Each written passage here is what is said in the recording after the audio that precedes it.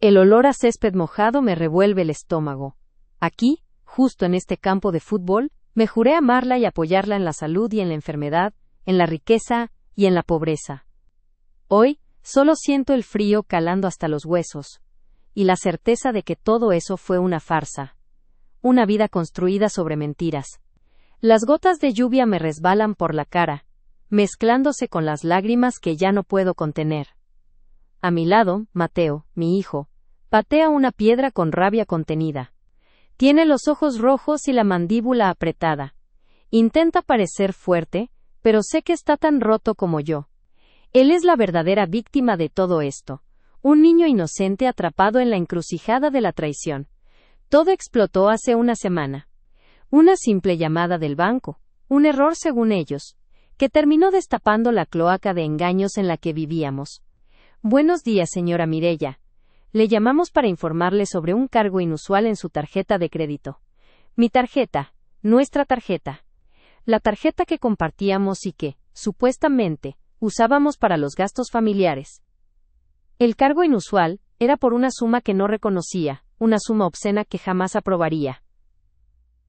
Al principio, pensé que era un error, un fraude, tal vez. Pero la voz al otro lado del teléfono, amable pero persistente, me fue guiando a través de un laberinto de transacciones, de extractos bancarios, de cuentas secretas. Una a una, las piezas del rompecabezas fueron encajando, revelando una imagen grotesca. Mi esposa, Elena, había estado gastando nuestros ahorros, en secreto, durante años. No eran pequeños caprichos, ni compras impulsivas, eran inversiones fallidas, deudas de juego, y viajes lujosos con, no quiero ni pensarlo. El pozo sin fondo de su adicción al juego, se había tragado el dinero que habíamos guardado para el futuro de Mateo, para nuestra jubilación, para imprevistos. El dinero que tanto nos había costado ganar, a Satya. Cuando la confronté, negó todo. Me llamó paranoica, histérica. Dijo que estaba imaginando cosas, que el banco se había equivocado. Pero las pruebas eran irrefutables.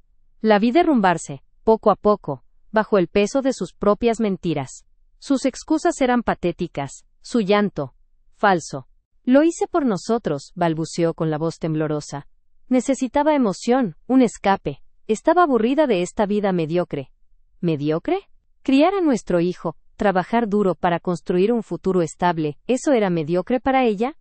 La rabia me cegó con acento agudo. Le grité, le dije cosas horribles que jamás pensé que sería capaz de pronunciar. Mateo, al oír la discusión, bajó corriendo las escaleras. Vio mi cara roja de furia, las lágrimas de Elena y entendió, sin necesidad de palabras, que algo terrible había pasado. Desde entonces, la casa es un campo de batalla silencioso.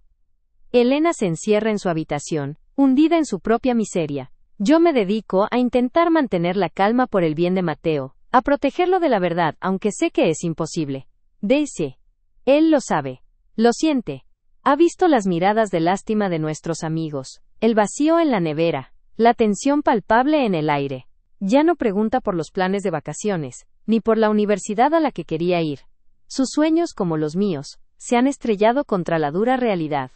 ¿Nos vamos a quedar en la calle, mamá?, me preguntó anoche, con los ojos llenos de miedo. No supe qué responderle. La hipoteca está atrasada, las facturas se acumulan, el dinero que queda apenas alcanza para cubrir los gastos básicos del mes.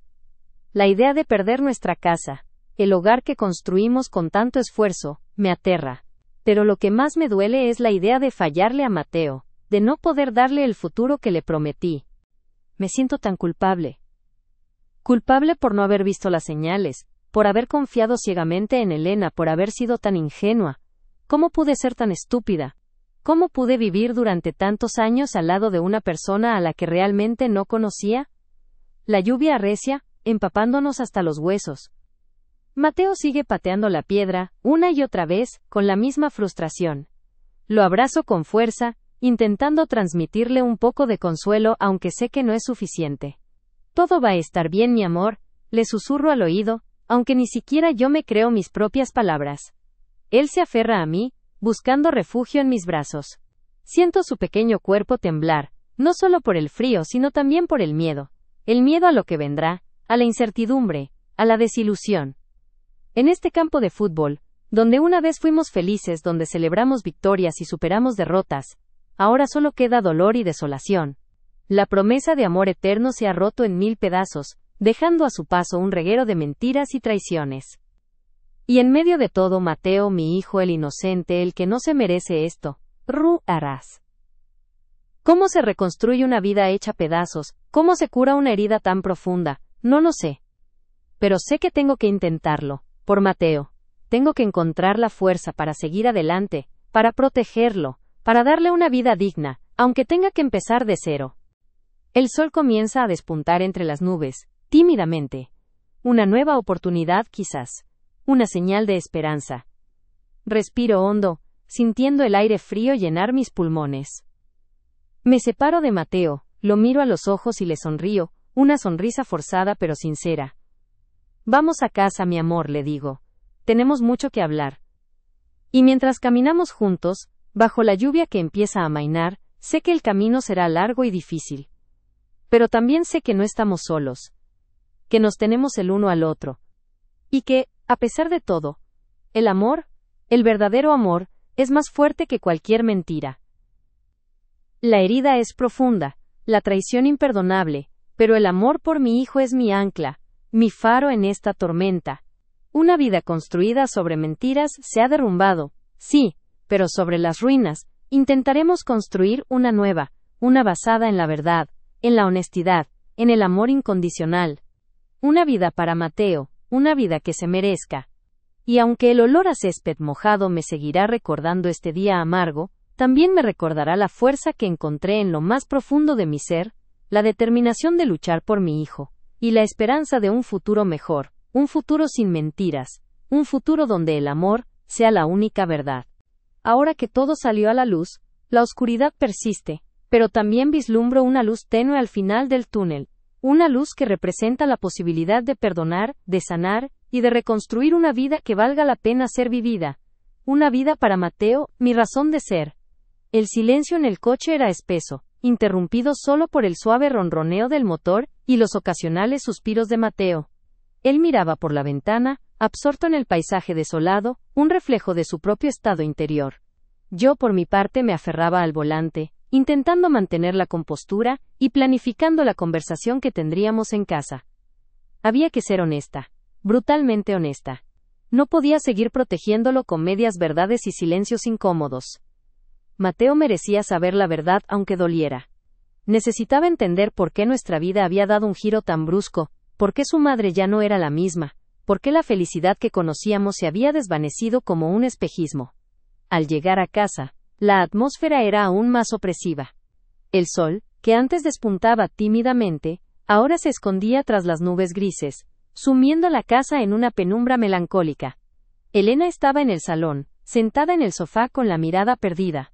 Su rostro, antes radiante y lleno de vida, ahora era una máscara de tristeza y arrepentimiento. Evité cruzarme con su mirada. No estaba preparada para lidiar con su dolor, con su culpa. Ahora mi prioridad era Mateo.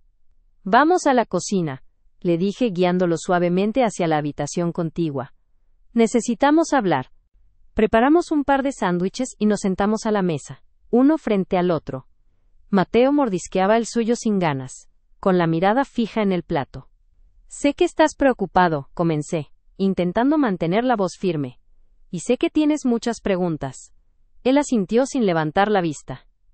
Tu madre ha tenido problemas. Problemas serios. Hice una pausa, buscando las palabras correctas. ¿Cómo explicarle a un niño la complejidad de la adicción, la devastación de la traición? Ha estado gastando dinero que no debía, dinero que habíamos guardado para el futuro. Para ti, para la universidad, para todo. Mateo levantó la vista, con los ojos llenos de lágrimas. ¿Vamos a perder la casa?, preguntó, con la voz temblorosa. Es posible, respondí, sintiendo un nudo en la garganta. Estamos trabajando en ello, estamos buscando soluciones. Él bajó la cabeza, derrotado. ¿Y por qué lo hizo?, preguntó, con un hilo de voz. ¿Por qué nos hizo esto? No lo sé, mi amor, respondí, con sinceridad. Creo que ella tampoco lo sabe. A veces, las personas toman malas decisiones. decisiones que lastiman a otros. Pero eso no significa que dejen de quererte. Sabía que esas palabras sonaban huecas, incluso para mí. Pero era lo mejor que podía ofrecerle en ese momento. Necesitaba creer que, en el fondo, Elena seguía amándolo. Necesitaba aferrarme a esa esperanza para poder perdonarla, para poder seguir adelante. ¿La vas a dejar?, preguntó, con el rostro lleno de angustia. La pregunta me golpeó como un latigazo. No había pensado en ello. O quizás, sí lo había pensado, pero me había negado a enfrentarme a esa posibilidad. No lo sé, Mateo, respondí con honestidad. Necesitamos tiempo para pensar, para decidir qué es lo mejor para todos. Él se levantó de la mesa, empujando el plato a un lado. No quiero que se vaya, dijo con la voz rota. Aunque nos haya hecho esto, sigo queriéndola. Lo abracé con fuerza, sintiendo su dolor como si fuera mío. Lo sé, mi amor, le susurré al oído. Yo también la quiero. Y vamos a hacer todo lo posible para que esto funcione. Pero necesitamos ser fuertes, necesitamos apoyarnos el uno al otro. En ese momento, la puerta de la cocina se abrió y Elena entró en la habitación. Nos miró con los ojos llenos de lágrimas, y se acercó a nosotros. Lo siento, dijo, con la voz temblorosa. Lo siento tanto. Os he fallado. Os he destrozado la vida. Mateo se separó de mí y corrió hacia ella, abrazándola con fuerza. Te quiero, mamá, dijo con la voz entrecortada por el llanto. Por favor, no te vayas. Elena lo abrazó con fuerza, enterrando su rostro en su pelo. Nunca os dejaré, dijo, con la voz ahogada por las lágrimas. Nunca. Voy a hacer todo lo posible para arreglar esto. Os lo prometo. Y en ese momento, en medio del dolor y la desolación, sentí un pequeño rayo de esperanza. Quizás, solo quizás podríamos superar esto. Quizás podríamos reconstruir nuestra familia, ladrillo a ladrillo, sobre las ruinas de la mentira y la traición. Quizás, el amor, el verdadero amor, sería suficiente para sanar las heridas y llevarnos hacia un futuro mejor. Pero sabía que el camino sería largo y difícil, que requeriría mucho esfuerzo, mucha paciencia y mucha fe. Y que sobre todo, necesitaríamos estar unidos, apoyándonos el uno al otro, en los buenos y en los malos momentos. Porque al final, eso era lo único que importaba. El amor. La familia. La esperanza. Citaron Melifaina. La escena, cargada de emoción, me dejó sin aliento. Elena, abrazada a Mateo, parecía una niña asustada buscando refugio. Sus sollozos llenaban la pequeña cocina, mezclándose con los silenciosos hipidos de mi hijo. En ese momento, la rabia que me había consumido durante la última semana se desvaneció, reemplazada por una punzada de compasión. No la justificaba. Jamás podría justificar lo que había hecho. Pero la veía ahí, frágil y derrotada, y comprendí que también ella era una víctima de sus propios demonios. Me acerqué lentamente y hesitante, puse mi mano sobre el hombro de Mateo. Él se separó un poco de Elena para mirarme, sus ojos rojos e interrogantes. Supe que necesitaba una señal, una promesa de que yo también estaba dispuesta a luchar por nuestra familia. Vamos a ayudarte, Elena, dije, con la voz suave pero firme. Vamos a superar esto juntos. Pero necesito que seas honesta con nosotros. Necesito que nos cuentes la verdad, toda la verdad. Elena levantó la mirada, sorprendida. Sus ojos, antes llenos de desesperación, ahora brillaban con una tenue luz de esperanza. Lo haré, respondió, con la voz entrecortada. Lo prometo. Voy a hacer todo lo que esté en mi mano para reparar el daño que he causado. La cena fue un silencio incómodo, salpicado por sorbos de agua y miradas furtivas. Mateo, aunque seguía conmovido, parecía aliviado de que hubiéramos llegado a una especie de tregua. Elena, por su parte, apenas probó bocado. Estaba demasiado nerviosa, demasiado angustiada por lo que estaba por venir. Después de acostar a Mateo, nos sentamos en el salón, a la luz tenue de una lámpara. Era la hora de la verdad. Empieza, le dije, intentando mantener la calma. Cuéntanos cómo empezó todo. Y Elena empezó a hablar. Su voz era un susurro al principio, pero poco a poco fue ganando fuerza, a medida que se adentraba en la historia. Nos contó sobre sus problemas de ansiedad, sobre la presión que sentía en su trabajo, sobre la sensación de vacío que la invadía cada día. Nos habló de cómo había descubierto los juegos de azar online como una forma de escape, una forma de sentir emoción, de olvidar sus problemas. Al principio, eran pequeñas apuestas, solo por diversión. Pero poco a poco, la necesidad de ganar se fue apoderando de ella. Empezó a apostar más y más, buscando la gran victoria que la sacaría de su miseria. Pero la victoria nunca llegó. En su lugar, llegaron las pérdidas, cada vez mayores, cada vez más devastadoras. Y para cubrir esas pérdidas, empezó a usar el dinero de nuestros ahorros, las tarjetas de crédito, las cuentas secretas que había abierto a mis espaldas. Sabía que estaba mal, dijo con la voz rota. Sabía que estaba destrozando nuestra vida. Pero no podía parar. Era como una droga. Necesitaba jugar. Necesitaba apostar. Era la única forma de sentirme viva. Escuché su relato con el corazón encogido. Me dolía verla sufrir. Me dolía ver cómo se había destruido a sí misma. Pero también sentía rabia. Una rabia contenida que amenazaba con explotar en cualquier momento.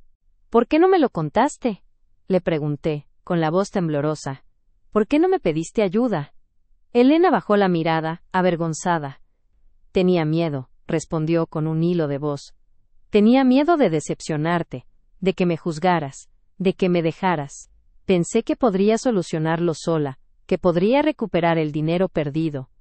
Pero solo empeoré las cosas.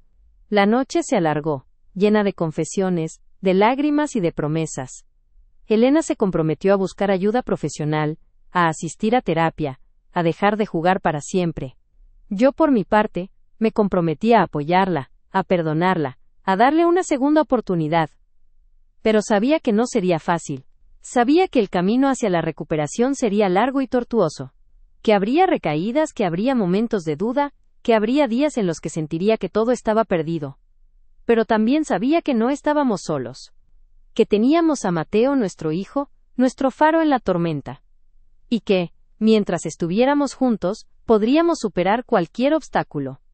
Al día siguiente, Elena llamó al banco para confesar la verdad. Fue una conversación difícil, humillante pero necesaria. Explicó la situación, pidió disculpas por el fraude, y se ofreció a colaborar con la investigación. Luego, buscamos un terapeuta especializado en adicciones al juego. La primera sesión fue dura, pero productiva. Elena se mostró dispuesta a enfrentar sus demonios, a analizar las causas de su adicción y a aprender estrategias para controlar sus impulsos. Mateo, ajeno a muchos detalles, se mostró sorprendentemente comprensivo. Vio a su madre triste, arrepentida, y supo que necesitaba su apoyo. La abrazó, le dijo que la quería, y le prometió que estaría a su lado, pase lo que pase. Y pama. Poco a poco, la tensión en la casa fue disminuyendo. Elena se estaba esforzando por cambiar, por reconquistar nuestra confianza. Yo, por mi parte, estaba intentando perdonarla, dejar atrás el rencor y concentrarme en el futuro. Sabía que la herida tardaría en cicatrizar. Sabía que nunca volveríamos a ser los mismos. Pero también sabía que si trabajábamos juntos podríamos construir una nueva vida. Una vida basada en la honestidad, en el respeto y en el amor incondicional. Una vida para Mateo. Una vida que se mereciera. El proceso de reconstrucción era lento, como levantar una catedral piedra a piedra. Las primeras semanas estuvieron marcadas por la terapia intensiva de Elena, las reuniones con asesores financieros y mis propios intentos de equilibrar el trabajo con la necesidad de estar presente para Mateo. Las noches eran largas, silenciosas, llenas de preguntas sin respuesta y la constante amenaza de una recaída. Elena asistía a sus sesiones con el terapeuta, hablando de la soledad que sentía incluso en medio de nuestra familia, de la presión autoimpuesta de ser la esposa perfecta, la madre perfecta. Admitía que el juego le daba una falsa sensación de control en una vida que sentía que se le escapaba de las manos. La escuchaba intentando comprender, aunque una parte de mí seguía sintiendo un resentimiento profundo. Con el asesor financiero, la realidad se volvía aún más cruda. La casa estaba en peligro real de ser embargada. Las deudas eran mayores de lo que imaginábamos. Teníamos que tomar decisiones difíciles. Recortar gastos, vender posesiones valiosas. El dolor era constante, como una herida que se abre con cada nuevo descubrimiento, cada nueva factura impagada. Mateo, a pesar de su corta edad, demostraba una madurez impresionante. Se ofrecía a ayudar en las tareas de la casa, entendía sin necesidad de explicaciones cuando teníamos que renunciar a algún capricho. Sus preguntas eran cada vez más directas, más perspicaces. Un día, me preguntó, ¿crees que mamá va a volver a ser como antes? Su pregunta me dejó helada. ¿Volvería Elena a ser la mujer alegre, despreocupada y llena de vida que habíamos conocido? ¿O la sombra de la adicción la perseguiría para siempre? Creo que mamá está intentando volver a ser ella misma, le respondí con cautela. Está luchando mucho. Pero necesita nuestro apoyo. Él asintió, con una seriedad que me rompió el corazón. La vamos a ayudar, dijo con determinación. Entre los dos. En medio de la crisis, empezaron a surgir pequeños momentos de esperanza. Elena, con esfuerzo, comenzaba a participar más en la vida familiar. Cocinaba, ayudaba a Mateo con los deberes, nos acompañaba a dar paseos por el parque. A veces, la veía sonreír, una sonrisa genuina, que no tenía nada que ver con la euforia artificial del juego. Una tarde, mientras recogíamos hojas secas en el jardín, Elena me dijo, «Gracias, por no abandonarme, por darme otra oportunidad». La miré a los ojos y vi en ellos un arrepentimiento sincero, una determinación real de cambiar. «No ha sido fácil», le respondí con honestidad, «pero te quiero, y quiero que nuestra familia funcione». Esa noche, por primera vez en semanas, dormimos juntos en la misma cama, abrazados buscando consuelo y apoyo mutuo. El camino era largo y arduo, pero sentía que estábamos avanzando, poco a poco, hacia un futuro mejor. Sin embargo, la sombra de la adicción seguía presente. Un día, recibí una llamada del terapeuta de Elena. Me informó que había tenido una recaída, una pequeña apuesta online, según ella, solo para probarse a sí misma, pero suficiente para hacerme tambalear. Barabé. La rabia volvió a invadirme, con más fuerza que nunca. Sentí que todo el esfuerzo, todo el sacrificio, habían sido en vano. Quise gritar, quise huir, quise dejarlo todo. Cuando Elena llegó a casa, la confronté. La acuse con acento agudo de mentirme, de manipularnos, de no importarle nada más que su propia adicción. Ella lloró, se disculpó, juró que nunca volvería a suceder. Pero esta vez, algo había cambiado en mí. Ya no estaba segura de poder perdonarla. Ya no estaba segura de querer seguir luchando. La confianza se había roto por completo, como un cristal hecho añicos. Esa noche, dormí en el sofá, y al día siguiente, le pedí que se fuera. El silencio que siguió a mi petición fue ensordecedor. Elena se quedó petrificada, con los ojos fijos en mí, inundados de lágrimas. No dijo nada, simplemente asintió con la cabeza, como si ya lo supiera, como si en el fondo siempre hubiera esperado este momento. Durante los días siguientes, la casa se sumió en una atmósfera fantasmagórica. Elena recogió sus cosas en silencio, evitando el contacto visual, como si fuera una extraña en su propio hogar. Mateo, ajeno a la verdadera magnitud de la situación, la abrazaba con fuerza cada vez que la veía, rogándole que no se fuera. Era desgarrador. El día de su partida, Mateo se negó a ir al colegio. Se quedó agarrado a la pierna de Elena, llorando desconsoladamente, implorándole que se quedara. Fue una escena devastadora, una imagen que se grabaría para siempre en mi memoria. Elena se arrodilló frente a él, lo abrazó con fuerza y le prometió que siempre lo amaría, que siempre estaría ahí para él. Le explicó que necesitaba tiempo para sanar, que necesitaba alejarse para poder volver a ser la madre que él merecía. Pero Mateo no entendía. Él solo veía a su madre alejándose, desvaneciéndose en la distancia, dejando un vacío inmenso en su corazón. Después de que Elena se fue, la casa se sintió aún más vacía, más fría, más silenciosa. Mateo se encerró en sí mismo, se volvió huraño y taciturno. No quería hablar, no quería jugar, no quería hacer nada. También. Yo también me sentía perdida, desorientada. Había tomado la decisión correcta, lo sabía en el fondo de mi corazón, pero eso no hacía que fuera menos dolorosa. Había destruido mi familia, había roto una promesa de amor eterno, había condenado a mi hijo a vivir sin su madre. ¿Cómo podría superar esto? ¿Cómo podría reparar el daño que había causado? ¿Cómo podría seguir adelante? Durante las semanas siguientes, Me dediqué por completo a Mateo. Lo acompañaba al colegio, lo ayudaba con los deberes, lo llevaba al parque. Intentaba llenar el vacío que Elena había dejado, pero sabía que era imposible. Yo no era su madre, no podía reemplazarla. Un día, mientras lo acompañaba a un entrenamiento de fútbol, me senté en las gradas, observándolo correr y jugar con sus amigos. El sol brillaba intensamente, el aire era fresco y ligero. Por primera vez en mucho tiempo, sentí una ligera brisa de esperanza. Mateo era fuerte, era resiliente, era capaz de superar cualquier obstáculo. Él tenía un espíritu indomable, una fuerza interior que lo impulsaba a seguir adelante, a pesar de las dificultades. Y yo también tenía que ser fuerte, por él. Tenía que dejar atrás el rencor, el resentimiento, la culpa. Tenía que perdonar a Elena, por su propio bien y por el bien de Mateo. Comprendí que el amor no era una promesa de perfección, sino una elección constante de seguir adelante, de perdonar, de apoyar, de amar incondicionalmente. Y aunque Elena y yo ya no estaríamos juntas, eso no significaba que dejáramos de amarnos, que dejáramos de importarnos la una a la otra. Decidí llamar a Elena. No sabía qué le iba a decir, pero sentía la necesidad de comunicarme con ella, de cerrar este capítulo de mi vida. Me respondió al segundo tono, con la voz temblorosa. Hola, dijo con un hilo de voz. Hola, Elena, respondí. Soy yo. Hubo un silencio incómodo, roto solo por el sonido de su respiración. ¿Cómo estás?, pregunté. Estoy bien, respondió, intentando salir adelante. Yo también, dije. Quería decirte que... Te perdono por todo lo que has hecho.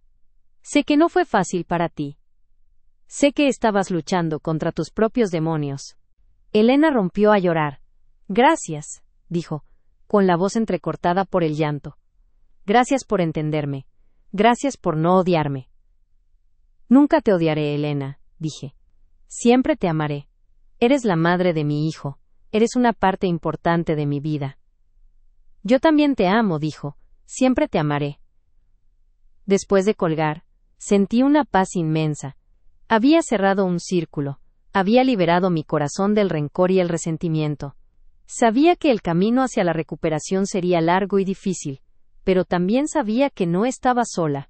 Tenía a Mateo, mi hijo, mi faro en la tormenta. Y juntos, podríamos superar cualquier obstáculo. Años después, Mateo se graduó con honores.